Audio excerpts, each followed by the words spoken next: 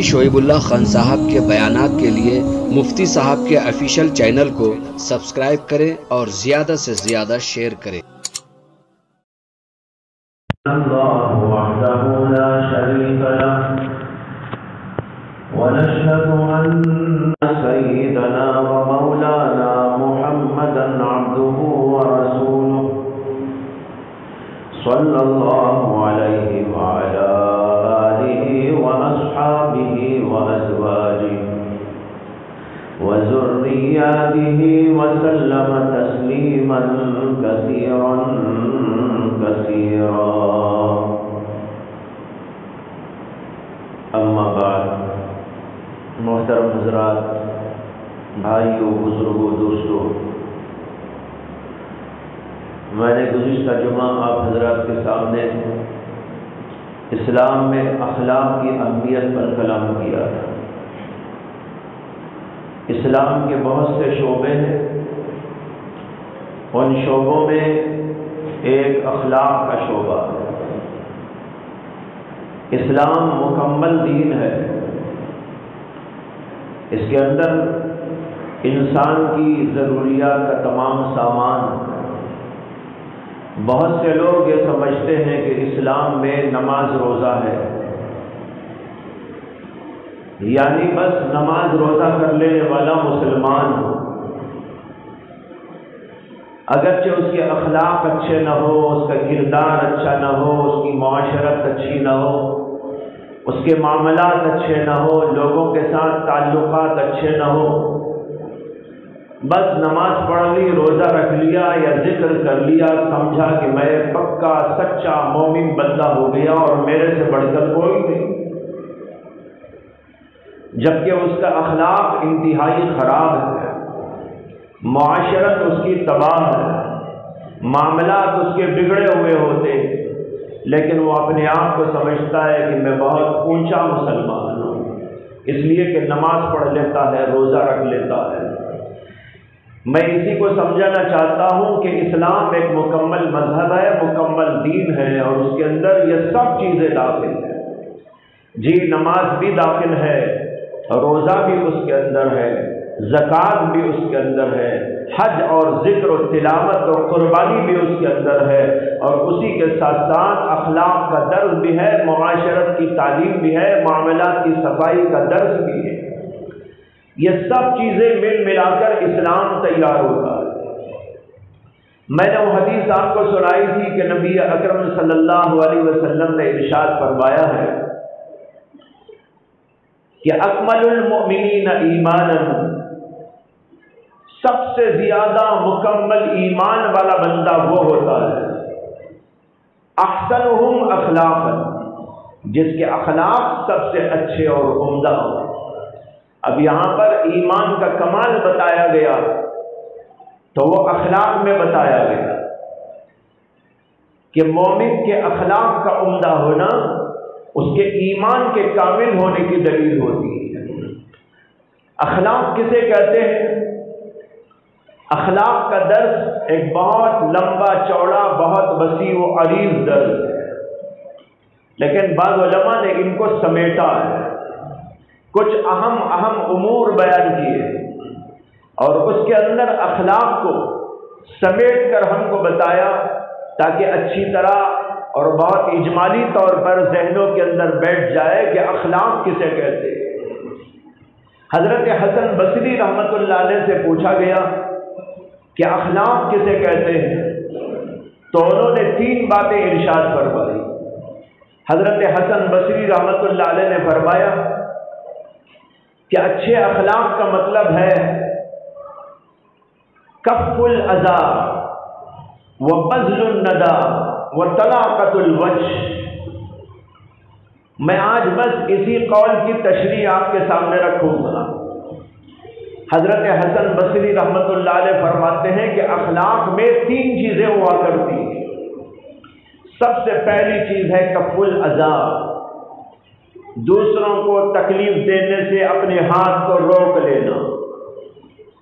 دوسرے نمبر پر فرمایا بذل الندی، یعنی لوگوں کے ساتھ کرم، احسان، بھلائی اور اچھائی کے ساتھ میں پیش آنا۔ اور تیسری چیز ارشاد فرمائی طلاقت الوجہ، ہسمکھ چہرے کے ساتھ لوگوں کا استقبال کرنا۔ کیا پیاری پیاری باتیں ہیں، اخلاق کو سمیٹا ہے ان کے اندر۔ میں نے عرض کیا آپ کے سامنے کہ اخلاق کا یہ عنوان بہت لمبا، بہت وسیع، بہت طویل، بہت چوڑا ہے، لیکن علماء نے اس کو سمیٹا۔ حضرت حسن بصری کے الفاظ آج آپ کے سامنے میں نے رکھے، اور اسی کی تشریح عرض کروں گا آپ کے سامنے کہ حسن بصری کیا کہنا چاہتے ہیں۔ انہوں نے قرآن کا مطالعہ کیا، احادیث کا مطالعہ کیا، علماء سلف کا مطالعہ کیا، حضرات صحابہ کے اقوال و آثار کا مطالعہ کیا، ان کی سیرتوں کو کھنگالا، اور پھر اس کے بعد اخلاق کے درس کے لیے 3 چیزیں اجمالی طور پر بیان کی۔ پہلی بات انہوں نے ارشاد فرمائی کف الاذی، دوسروں کو تکلیف پہنچانے سے اپنے ہاتھ کو روک لینا، یہ اخلاق ہے۔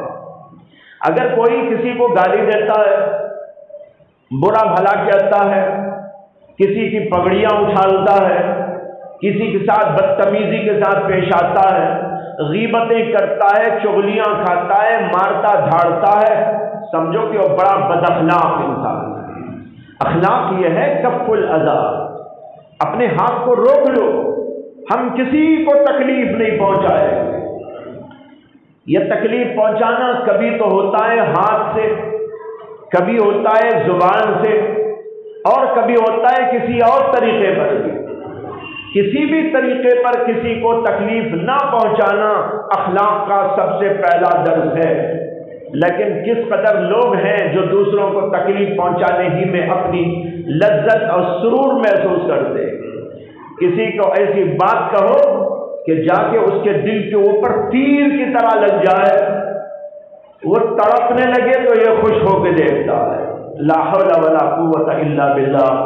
گالی دے کر کسی کو تڑپاتا ہے، تانے دے کر کسی کو تڑپاتا ہے، کسی سے حسد اور بغض رکھ کر کسی کو پریشان کرتا ہے، کسی کے ساتھ کسی اور طرح برا سلوک کر کر اس کو تڑپاتا ہے، اور جب وہ تڑپتا ہے تو یہ خوش ہو کر دیکھتا ہے۔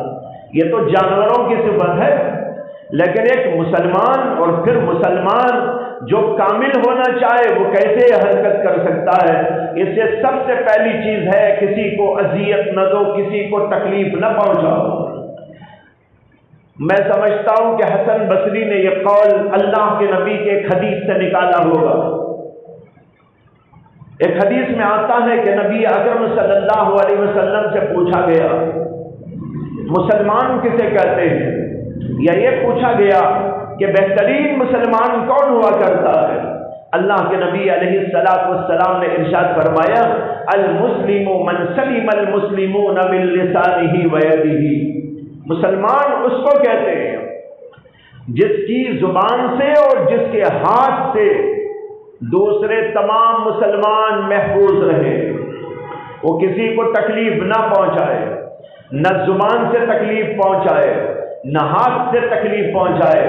حضرت مولانا شاہ ابران حق صاحب رحمت اللہ علیہ ایک بار یہاں تشریف لائے تھے اسی مسجد میں، تو عصر کے بعد بچے یہاں، جب مدرسہ یہی تھا تو بچے کھڑے ہو کر حدیث بیان کرتے تھے، تو ایک طالب علم نے یہی حدیث بیان کی المسلم من سلم المسلمون من لسانه ويده، مسلمان اس کو کہتے ہیں جس کی زبان سے اور جس کے ہاتھ سے دوسرے مسلمان محفوظ رہے۔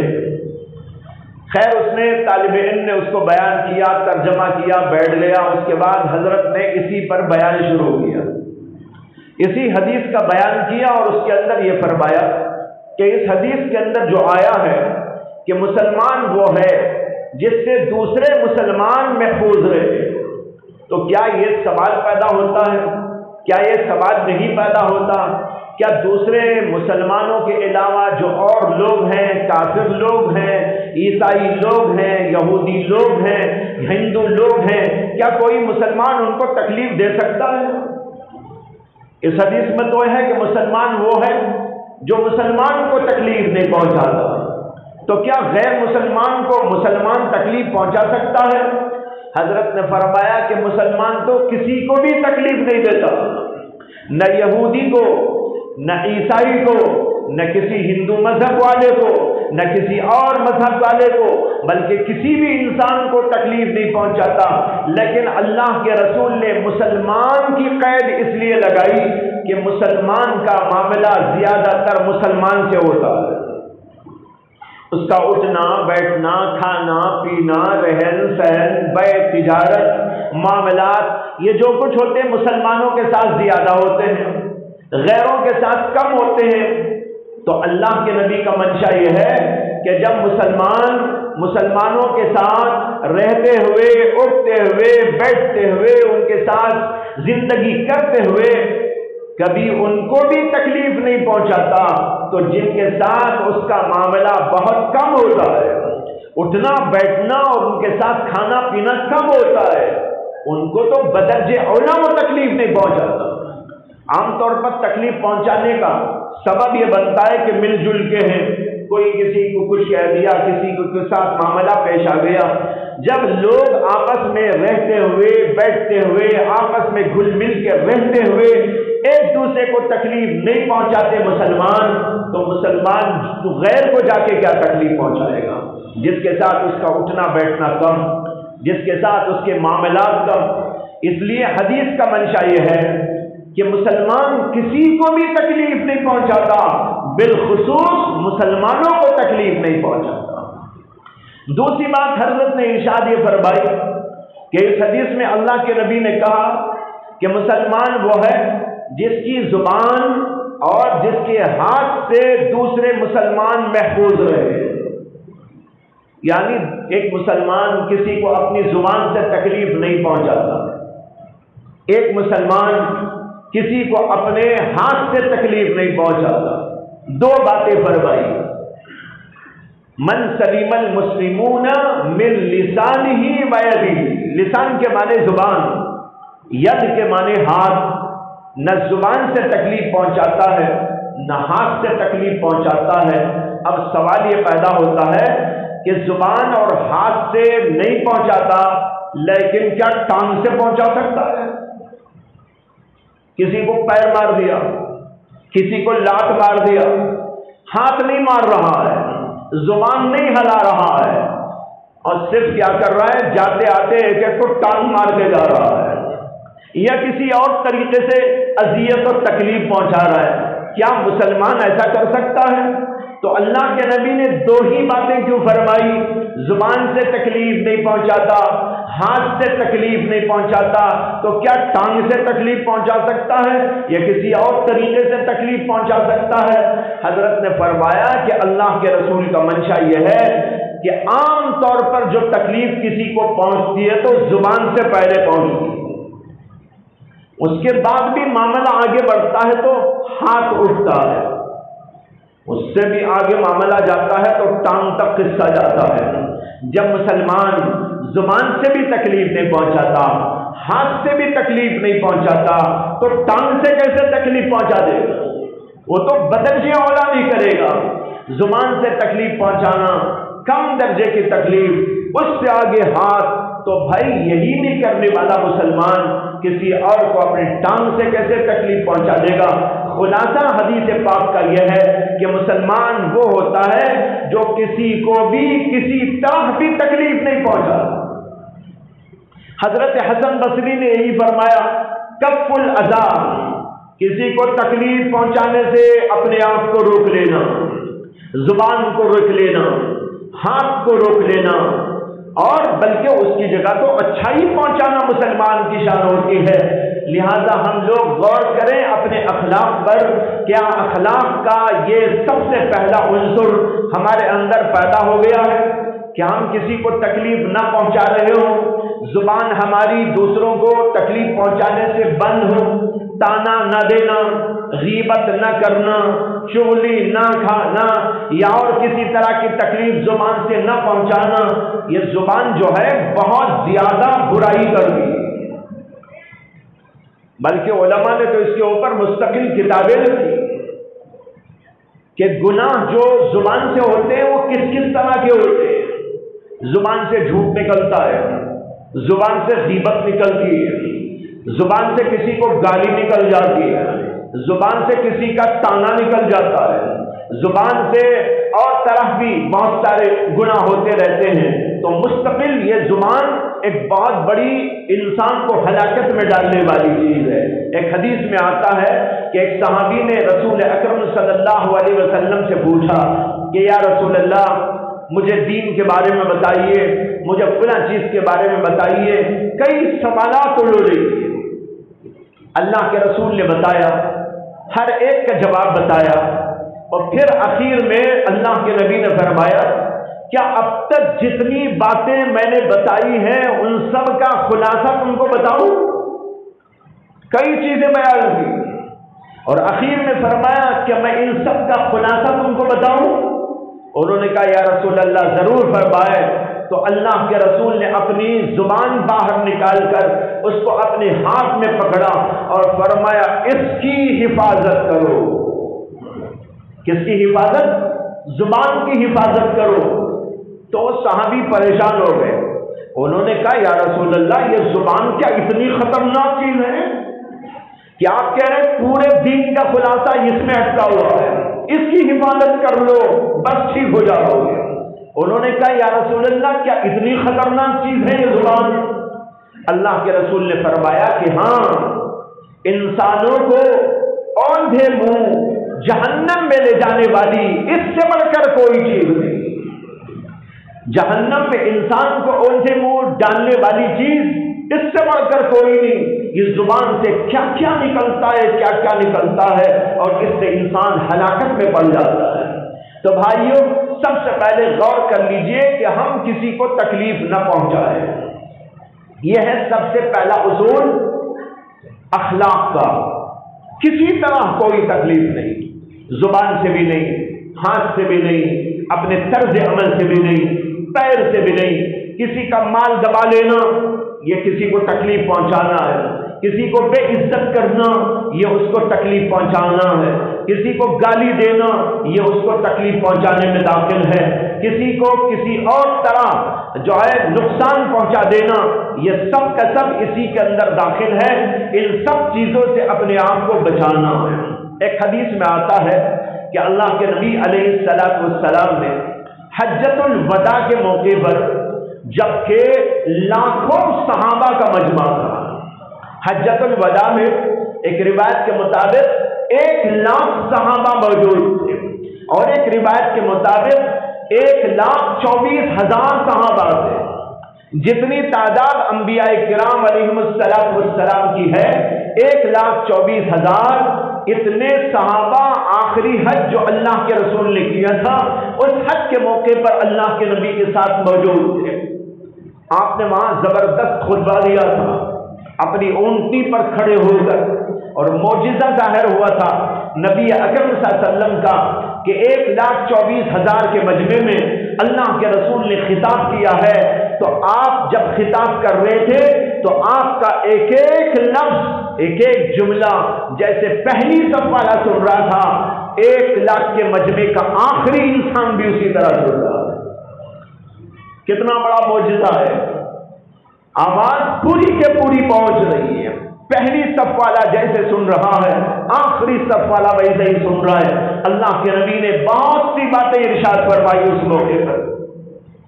اسی موقع پر آپ نے یہ بھی کہا کہ یہ بتاؤ کہ آج کون سا دن ہے اور یہ کون سا مہینہ ہے۔ لوگ سمجھے کہ شاید اللہ کے نبی علیہ الصلوۃ والسلام کچھ نام بدلنا چاہتے ہوں، اس مہینے کا نام یا اس دن کا نام، لیکن آپ نے کہا کیا یہ ذی الحجہ کا مہینہ نہیں ہے؟ لوگوں نے کہا جی ہاں ضرور۔ اور پھر آپ نے کہا کیا یہ ذی الحجہ کی نویں تاریخ نہیں ہے؟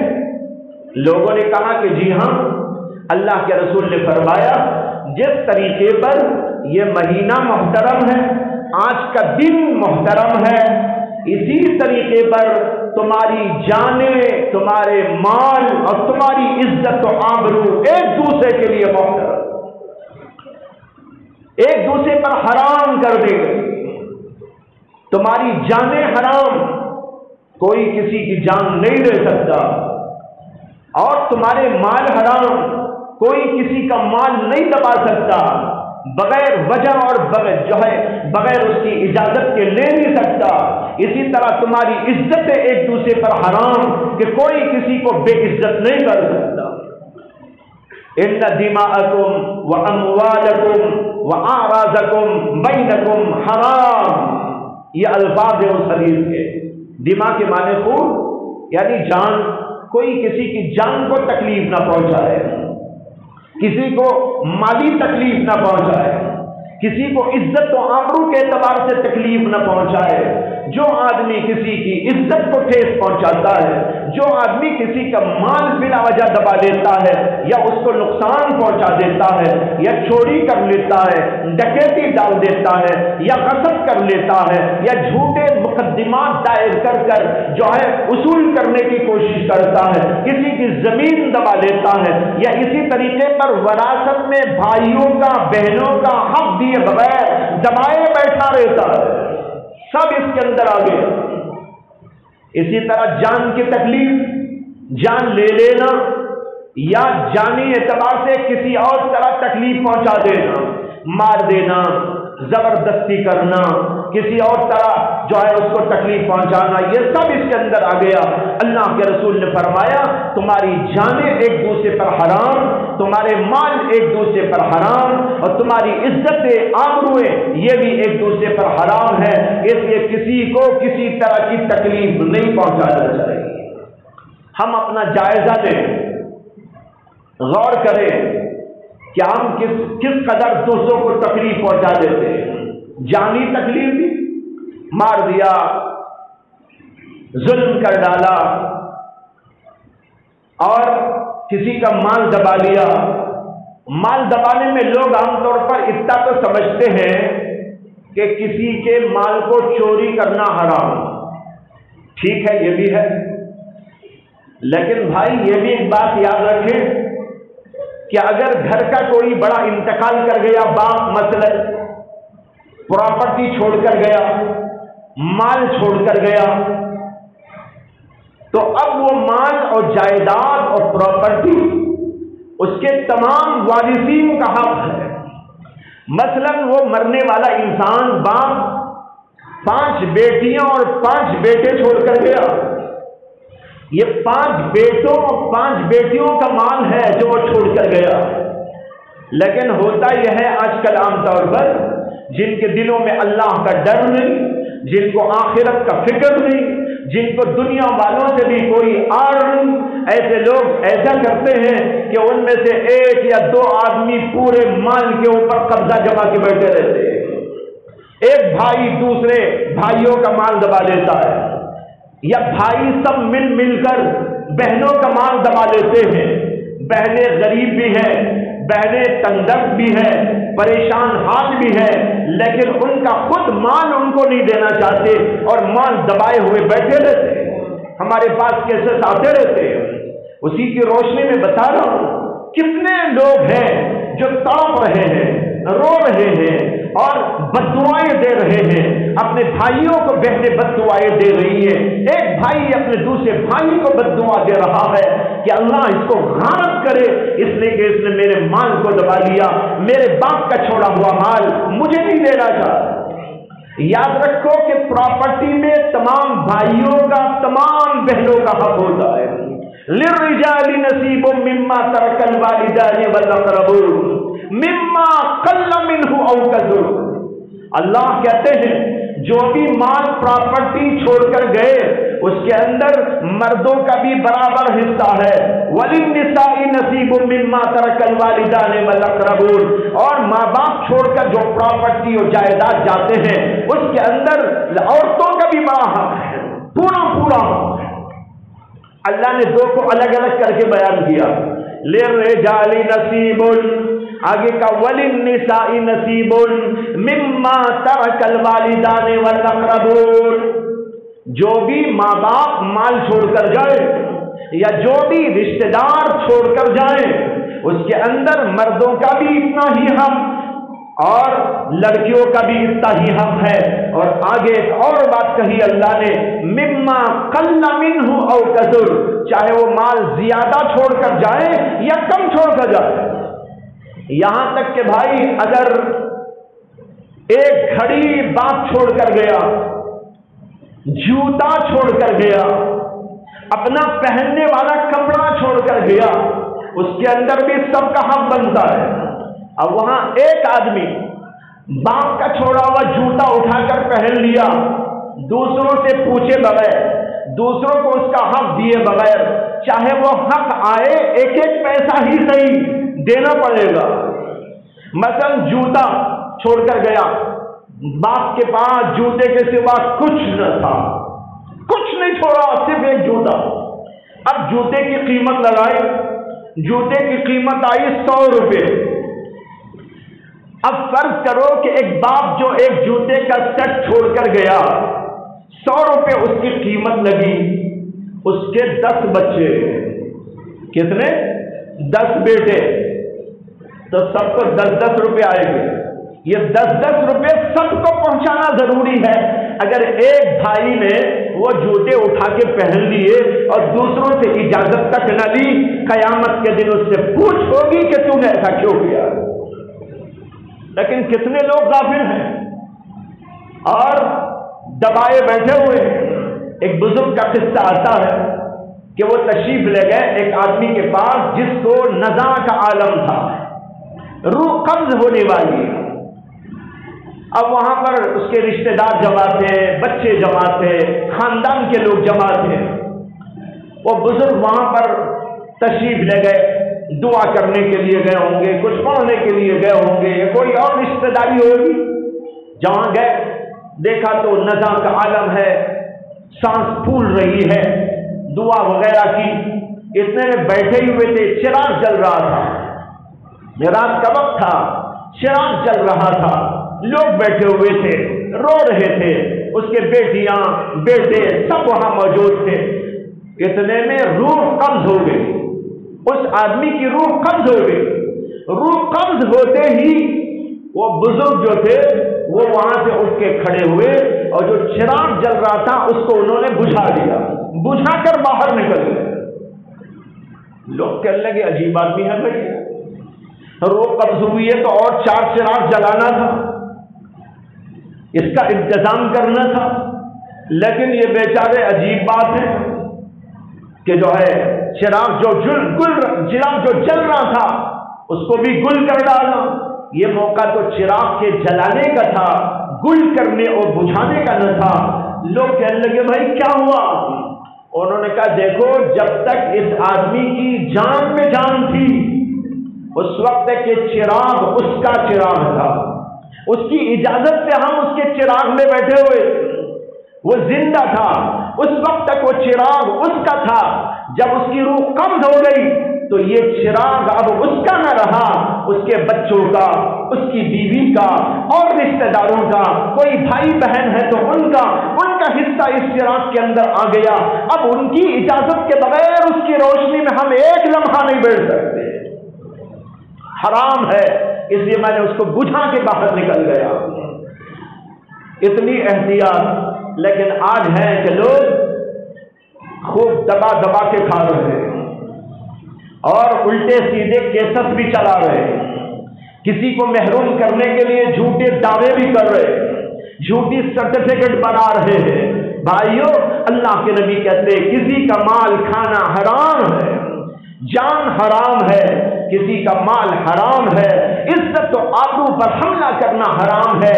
یہ ہے سب سے پہلی بات جس کو حضرت حسن بصری نے کہا تھا، کف الاذی، دوسرے کو تکلیف پہنچانے سے اپنے آپ کو بچاؤ۔ یہاں تک کہ علماء نے لکھا ہے دوسروں کو تکلیف انسان تو انسان، اخلاق کا تقاضا یہ ہے کسی کتے کو بھی تکلیف نہ پہنچاؤ، کسی جانور کو بھی تکلیف نہ پہنچاؤ۔ میرے شیخ و مرشد اور استاد حضرت مولانا مسیح اللہ خان صاحب نور اللہ مرقدہ کا قصہ ہے کہ حضرت نماز پڑھ کے اپنے گھر کی طرف آ رہے، ان کے گھر کا جو دروازہ ہے، بڑا سا دروازہ ہے، گیٹ جس کو کہتے ہیں، تو اس گیٹ کے بالکل بیچوں بیچ ایک کتا سو گیا تھا۔ کتے کہیں بھی پڑ جاتے ہیں سو جاتے ہیں، تو بالکل بیچوں بیچ سو گیا تھا۔ جو لوگ ساتھ میں آ رہے تھے حضرت کے، وہ جو ہے کتے کو بھگانے کے لیے آگے بڑھے، جیسے کہتے ہش ہش، تو کچھ لوگ آگے بڑھے اور اس کو اٹھانے اور اس کو بھگانے کی کوشش کر رہے تھے، تو حضرت نے ان کو روکا اور کہا کتا تو اپنی جگہ سویا ہے، آپ کو اسے تکلیف پہنچانے کا کوئی حق نہیں۔ یہ ہے اکابر کی تعلیم، یہ ہے اسلام کی تعلیم، کتے کو بھی تکلیف نہ پہنچاؤ۔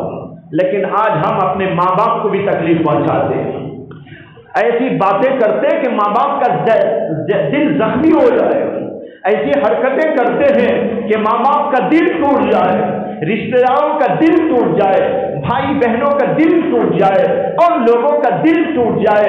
یہ ہماری زبان قابو میں نہیں، ہمارے ہاتھ پیر قابو میں نہیں، کسی کی عزت پر حملہ، کسی کے جان پر حملہ، کسی کے مال پر حملہ، جبکہ یہ تعلیم دی گئی کتوں کو، بلیوں کو، جانوروں کو بھی تکلیف نہ پہنچاؤ۔ حدیث میں آتا ہے واقعہ کہ ایک عورت تھی جو بڑی نمازی و پرہیزگار تھی، ایسی نمازی و پرہیزگار کہ دن بھر روزہ رکھتی، رات بھر عبادت کرتی، دن بھر روزہ، رات بھر عبادت۔ لوگ سمجھتے ہوں گے بہت بھاری عورت ہے، بڑی عبادت گزار ہے۔ اللہ کے نبی صلی اللہ علیہ وسلم کے سامنے اس عورت کا ذکر کیا گیا اور آپ کو یہ بھی بتایا گیا کہ یہ عورت دن بھر روزہ رکھتی ہے، رات بھر عبادت کرتی ہے، اس کے پاس ایک بلی ہے جس کو اس نے باندھ رکھا ہے اور اس کو کھانا نہیں دیتی۔ اللہ کے نبی صلی اللہ علیہ وسلم نے فرمایا ہی فی النار، وہ عورت دوزخ میں جانے والی، وہ عورت دوزخ میں جانے والی۔ یہ حدیث کی تعلیم ہے کہ اگر روزے پر روزہ رکھو اور ہمیشہ روزہ رکھو، رات بھر عبادت کرو اور ہمیشہ عبادت کرو، لیکن ایک بلی کو بھی تم نے تکلیف دے دیا تو جہنم تمہارے لیے۔ لیکن آج انسانوں کو تکلیف دینے والے انسانوں کو تکلیف پہنچا رہے ہیں، بھائیوں کو، بہنوں کو، رشتہ داروں کو۔ اس لیے بھائیوں، یہ سب سے پہلی بات یاد رکھیے، کف الاذی، اخلاق کا سب سے پہلا عنصر یہ ہے اپنے آپ کو کسی کی بھی اذیت و تکلیف سے محفوظ رکھنا، بچائے رکھنا، کسی کو تکلیف نہ پہنچانا۔ اس کے بعد انشاءاللہ پھر اور باتیں عرض کی جائیں گی۔ وآخر دعوانا ان الحمد للہ رب العالمین۔